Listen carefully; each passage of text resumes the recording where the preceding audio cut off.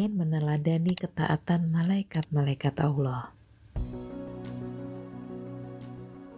Iman kepada malaikat adalah percaya dan yakin bahwa Allah telah menciptakan malaikat dari cahaya atau nur untuk mengatur dan mengurus alam semesta. Iman kepada malaikat merupakan rukun iman yang kedua. Malaikat termasuk makhluk gaib atau tidak kasat mata.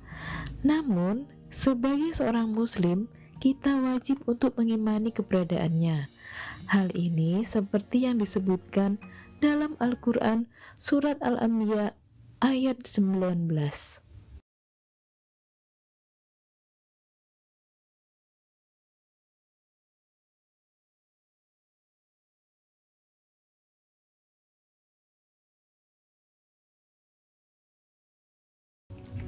Sifat-sifat malaikat.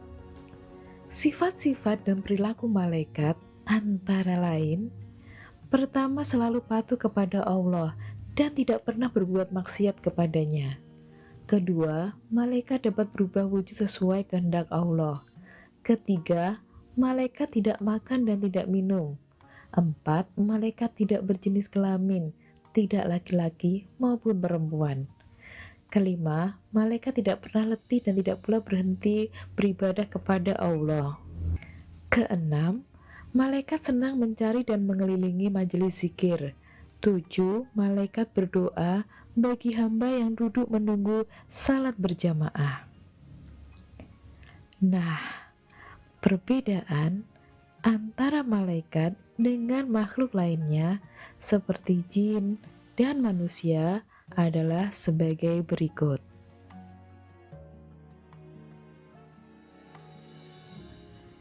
Nama dan tugas malaikat. Jumlah malaikat sangat banyak, namun beberapa nama malaikat yang tercatat di dalam Al-Quran dan hadis adalah sebagai berikut. Yang pertama, Jibril. Malaikat Jibril tugasnya menyampaikan wahyu kepada Nabi dan Rasul. Nama lain malaikat Jibril adalah Ruh Al-Quds, Ruh Al-Amin, dan Namus. Kedua, Mikail. Malaikat Mikail bertugas mengatur kesejahteraan makhluk, seperti mengatur awan, menurunkan hujan, melepaskan angin, dan membagikan rezeki. Ketiga, Israfil. Malaikat Israfil bertugas meniupkan trompet atau sangkakala saat dimulainya kiamat hingga saat hari berbangkit di mahsyar. Keempat, Israil.